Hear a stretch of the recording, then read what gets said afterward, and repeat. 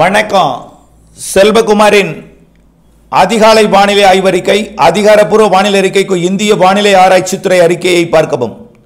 2024 December 15 ஞாயிற்றுக்கிழமை அதிகாலை நிலவர வானிலை பதிவு. வானிலை அமைப்பு. அரபிக்கடலில் நீடித்துக் கொண்டிருந்த காற்றழுத்த தாழ்வு பகுதி லட்சத்தீவு பகுதியை விட்டு விலகி மேற்கு நோக்கி நகர்ந்து கொண்டிருக்கிறது. இருந்தாலும் அது முற்றிலுமாக விலகி போய்விடாது என்று எதிர்பார்க்கப்படுகிறது. அது மீண்டும் தென் தமிழ்நாட்டின் கரைக்கு நெருக்கமாக அடுத்த நிகழ்வு வரும்பொழுது வரலாம், அல்லது குமரி கடல் பகுதி வழியாக இலங்கையின் தெற்கு பகுதி வழியாக வரலாம் என்று எதிர்பார்க்கப்படுகிறது. சென்ற இடத்திற்கே திரும்ப வரலாம். காரணம் என்னன்னா, வங்கக்கடலில் உருவாகி இருக்கக்கூடிய காற்றழுத்த தாழ்வு பகுதி, அதாவது காற்றழுத்த தாழ்வு பகுதி என்று அறிவிக்கப்படவில்லை, இன்றைக்கு அறிவிப்பு வந்துவிடும் உருவாகிவிட்டது என்று. இன்றைக்கே அது நன்கமைந்த காற்றழுத்த தாழ்வு பகுதியாக உருவாகலாம், அல்லது நாளைக்குள் அது நன்கமைந்த காற்றழுத்த தாழ்வு பகுதியாக உருவாகும். இப்பொழுது அது நேற்றைக்கு பார்த்தீங்கன்னா 1600 கிலோமீட்டர் இருந்துச்சு. நேற்றைக்கு காலையில், நேற்றைக்கு மதியம்னா 1500 கிலோமீட்டருக்கு வந்துச்சு. இப்போ வேகமாக நகர தொடங்கி இருக்கிறது. இன்றைக்கு 1150 கிலோமீட்டர் தொலைவிற்கு வந்துருச்சு. எங்கிருந்து? டெல்டா மாவட்ட கரையிலிருந்து கிழக்கே தென்கிழக்கே, கிழக்கு தென்கிழக்கே 1150 கிலோமீட்டர் தொலைவு. ஆக நாளை எவ்வளவு வேகத்தில், நாளைக்கு எங்க வரும்னு பார்த்தீங்கன்னா சுமார் இன்னும் ஒரு 400 கிலோமீட்டர் வேகமாக வந்துடும். கிட்டத்தட்ட 600 கிலோமீட்டர் கிட்ட வந்துடும் நாளை இரவெல்லாம். அதுதான் நம்ம சொன்னோம், டிசம்பர் 16ஆம் தேதி 600 கிலோமீட்டர் இருக்கும் பொழுதே அதாவது இன்றைக்கு இரவே மழை பிடிப்பு தொடக்க போகிறது இலங்கைக்கு. நாளை இலங்கைக்கு தீவிரமடையும் மழை. 16ஆம் தேதி இரவில் இருந்து டெல்டா மாவட்ட கரையோரம் கொஞ்சம் தாமதம் அடைந்தால் 17ஆம் தேதி அதிகாலை காலைக்குள் தொடங்கிடும். 17ஆம் தேதி அதாவது செவ்வாய்க்கிழமை காலைக்குள் மழை பொழிவை தொடக்கிறோம். ஓகே, இப்போ நிறைய பேருக்கு குழப்பம். எல்லா மாதிரிகளும் ஆந்திர பிரதேசம் தாண்டி சென்னையை தாண்டி தான் கரை கடப்பதாக காட்டுகிறது. பல மாதிரிகள் கரையை தொடாமலே மழை பொழிவை கொடுக்காமலே போவதாக காட்டுகிறது. நீங்கள் மட்டும் இங்கே தமிழ்நாட்டிற்கு வருவதாக சொல்லிக் கொண்டிருக்கிறீர்கள் என்று. எல்லாம் மாறி வரும் என்று எதிர்பார்க்கப்படுகிறது. நான் எதிர்பார்க்கப்படுகிறதுன்னு எதுக்கு சொல்றேன்னா, கூடுதலாக அந்த வார்த்தையை சேர்க்கிறேன், புரியுதுங்களா? ஆனால் மாறி வரும் என்றுதான் சொல்ல வேண்டும். அது வர வேண்டும் என்று நான் எதிர்பார்க்கவும் இல்லை. காரணம், 75% மாவட்ட மக்களுக்கு இப்பொழுது தண்ணீர் வேண்டாம். ஆனால் 25% மாவட்ட மக்களுக்கு இன்னும் தண்ணீர் வேண்டும்.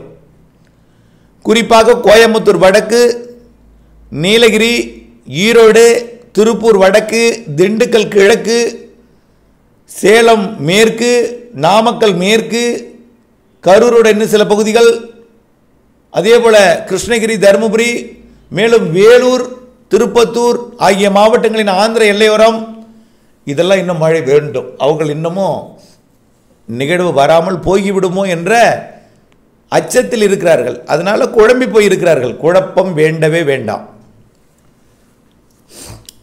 நிகழ்வு நாம் வரைபடத்தில் காட்டியுள்ளபடி இலங்கையின் கரையோரத்தை அடையும், மாற்றம் இல்லை.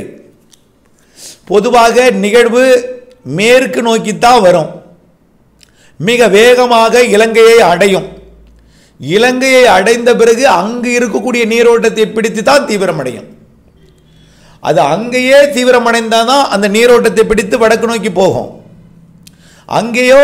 அங்கேயே ஆழ்ந்த மண்டலமாகவோ மண்டலமாக மாறினா தான் அது வடக்கு நோக்கி போகும். அங்கேயே மாறினாதான் அது கடல் நீரோட்டத்தை பிடிக்கும். கடல் மேற்பரப்பிலேயே வரும்பொழுது கடல் நீரோட்டம் அதற்கு பிடிவில் இருக்காது. ஆகவே இதெல்லாம் நாம் கருத்தில் கொள்ள வேண்டும். கடல் மேற்பரப்பிலேயே கடலில் பதியாமலே அது வேகமாக இலங்கையை அடையும். எப்போ? 16ஆம் தேதி நாளையே அடையும். நாளைய மறுநாள் கண்டிப்பாக இலங்கிட்டே இருக்கும். இலங்கைக்கு அருகே வந்த பிறகு அங்கே இருக்கக்கூடிய நீரோட்டத்தை பிடித்து தான் அது தீவிரமடைய போகிறது. அப்படியே தீவிரமடைந்தாலும் கரையை கடக்கும் பொழுது செயலிழக்கும் என்று எதிர்பார்க்கப்படுகிறது. ஏனென்றால் ஏன் இப்போ எதிர்பார்க்கப்படுகிறதுன்னு வார்த்தையை சேர்த்தன்னா, ஒரு ஒரு சிலருடைய ஆலோசனையும் கேட்ட மாதிரினா தான் இதை சொல்லி கொண்டிருக்கிறேன். நான் எப்பொழுதும் அழுத்தம் திருப்ப தான் சொல்லுவேன். நான் கண்டிப்பாக வரும் என்று சொல்லி கொண்டதுன்னா எதிர்பார்க்கப்படுகிறதுன்னு இனிமேல் சொல்வேன் தவிர வரும் அப்படி தான் நான் சொல்லலாம். புரியுதுங்களா? ஆகவே இலங்கைக்கு கிழக்கு பகுதியில் அடைந்ததும் இது என்ன, இதை சொன்னால் தான் நம்புகிறாங்க. வாய்ஸ் குறைவாக இருந்தால் கூட அதை நம்பிக்கை இழந்து விடுகிறார்கள். ஆகவே கண்டிப்பாக இலங்கையை ஒட்டி வந்து தான் அது தீவிரமடைய போகிறது. அது டெல்டா மாவட்டங்களை ஒட்டி வருவது உறுதியாக தெரிகிறது. இதனால் தமிழ்நாட்டின் கடலோர மாவட்டங்கள் டெல்டா மாவட்டங்களுக்கு மிக கனமழை வாய்ப்பு என்பது உறுதி, அதில் மாற்றமில்லை. மேலும் பார்த்தீங்கன்னா ஏற்கனவே தமிழ்நாடு கடந்து மேற்கு நோக்கி போன அந்த நிகழ்வும் அது குமரிக்கடல் வழியாக அரபிக்கடல் பகுதியிலிருந்து குமரிக்கடல் வழியாக மன்னார் வளைகுடாவிற்கோ, அதாவது மன்னார் வளைகுடா நேர மன்னார் வளைகுடாவுக்குள்ள நுழைஞ்சிடாது, இலங்கைக்கு தெற்கு பகுதியாக நிலநடுக்கோட்டு இந்திய பெருங்கடல் வழியாக அது இலங்கைக்கும் வர இருக்கிறது. இதனால என்ன ஆகும்னு பார்த்தீங்கன்னா நிகழ்வு மிக வேகமாக வடக்கு நோக்கி போயிடாது, நிகழ்வு வேகமாக மேற்கு நோக்கியும் போயிடாது. அதாவது ஒரு ஈர்ப்பின் பிடியில் நீண்ட நாள் கடலில் இருக்கும். எங்கெல்லாம் ஈர்ப்பு இருக்கும்? கடல்லையும் நீரோட்டத்தின் பிடியில் ஈர்ப்பு. அரபிக்கடல் போன நிகழ்வு குமரிக்கடல் வழியாக இலங்கைக்கு தெற்கு புறம் வரப்போகிற அது ஒரு ஈர்ப்பு. வடக்கே உயரழுத்தம் விலகி போக போகிறதுங்கிற காரணத்தால தான் அது வடக்கு நோக்கி போக போகுதுன்னு அடிக்கப்பட்டிருக்கு. ஆனால் உயரழுத்தம் விலகி போனாலும் அங்கு இருக்கக்கூடிய குளிரலை அங்கே கொடுக்கக்கூடிய, அதாவது மேற்கு நோக்கித்தான் வரும். தீவிரமடைந்தால் தான் வடக்கு வடமேற்கு நோக்கி போகும் என்பதையும் தெரியப்படுத்த விரும்புகிறேன். தமிழ்நாட்டின் கரைக்கு வந்து தான், தமிழ்நாட்டின் கரையை ஒட்டி தான் நிலை பெற்று தான் சென்னை திருவள்ளூர் வரைக்கும் மழைப்பொழிவை அதிகமாக கொடுக்கும். டெல்டா மாவட்டங்களுக்கும் ராமநாதபுரம் புதுக்கோட்டை உள்ளிட்ட மாவட்டங்களுக்கும் நிறைய கொடுக்கும். எல்லாம் மாறி வரும். இன்னும் ஒரு அதிகபட்சமாக 24 மணி நேரம் தான் மாறுவது, எல்லாம் மாறி வருவதற்கு அதிகபட்சமாக 24 மணி நேரம் தான். இன்னும் ஒரு நம்ம அடுத்த அறிக்கையில் முற்றிலுமாக மாறி வந்துவிடும் எல்லாம் என்பதை தெரியப்படுத்த விரும்புகிறேன். ஆகவே இலங்கை அருகே வரக்கூடிய அந்த நிகழ்வு சரியாக நாளை ஒரு 450-400 கிலோமீட்டர் வரும்பொழுது மழைப்பொழிவு தீவிரமடையும் தமிழ்நாட்டின் டெல்டா மாவட்டங்களில். அந்த 400 கிலோமீட்டருக்கு இன்னும் கொஞ்சம் 300 வரும்போது இன்னும் தீவிரமடையும். அந்த 300 கிலோமீட்டரை 17, 18, 19, 20 4 நாட்கள் நகரும் பாருங்க. ஆக தமிழ்நாட்டின் கரையோரமாக 300 கிலோமீட்டர் தொலைவை மிக மெல்ல நகர்ந்து தமிழ்நாட்டின் கரையோரமாக டெல்டா மற்றும் பாக் ஜலசந்தி மற்றும் வட இலங்கை கரையை ஒட்டிய 2 நாள் நீடிக்க வாய்ப்பு இருக்கிறது. குறைந்தபட்சம் அதிகபட்சமாக 3-4 நாள் நீடிக்க வாய்ப்பு இருக்கு.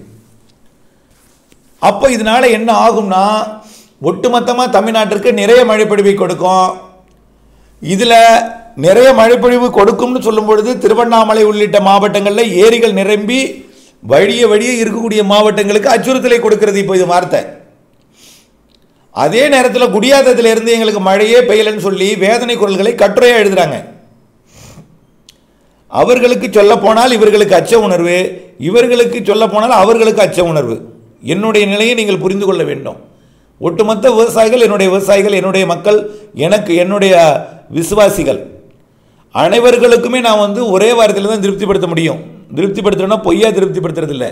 ஒருத்தரை அச்சம் இல்லாமல் அச்சத்தை போக்கணும், இன்னொருத்தருக்கு மழை பெய்யாமல் போய்விடுமோ என்கிற அச்சத்தை போக்கணும்.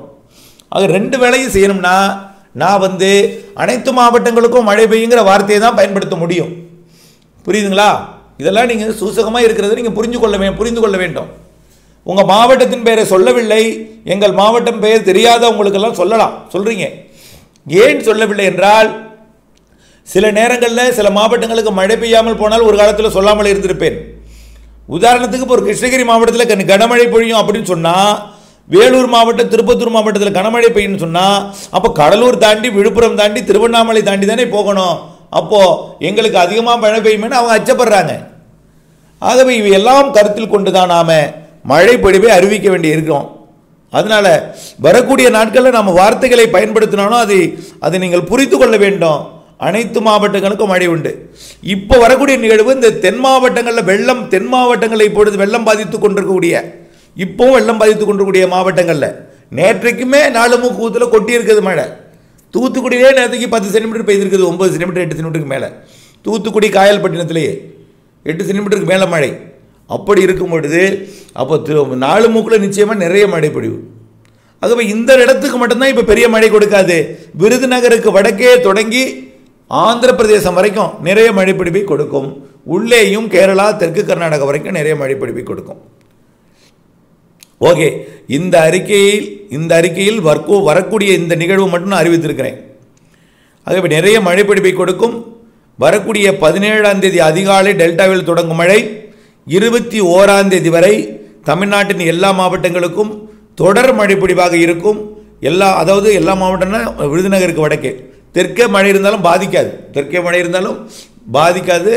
ஆனால் விருதுநகருக்கு வடக்குன்னு சொன்னாலும் விருதுநகருக்கு அதிகம் கிடையாது. விருதுநகருக்கு மதுரையிலேருந்து வச்சுங்க, மதுரையிலிருந்து அப்படியே இது வரைக்கும் அடுத்த நிகழ்வு இருக்குது, நல்லா புரிஞ்சுக்கிங்க.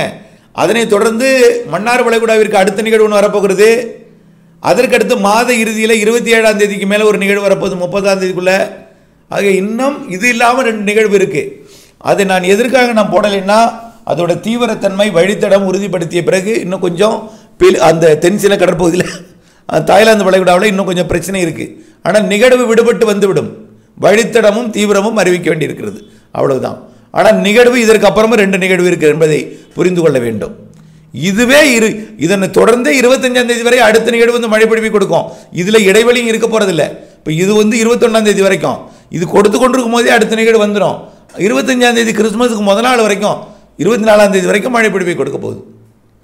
ஆக நிறைய மழைப்பிடிவுகள் இருக்கிறது என்பதை நினைவில் கொண்டு, மழை நிறைய இடங்களில் பெய்ய போகிறது என்பதை கொண்டு முன்னெச்சரிக்கையுடன் இருக்கணும், அவ்வளவுதான். அது தொடர்பான இன்னும் டீப்பாக முன்னெச்சரிக்கை நேற்று கொடுத்துருங்க, நேற்றிலேயே கொடுத்துருங்க நிறையா. நாளை இன்னும் வலுவாக உங்களுக்கு எச்சரிக்கை என்ன என்பதையெல்லாம் கொடுப்போம். தொடர்ந்து வானிலை ஆய்விற்கு கூட இணைந்திருங்கள்.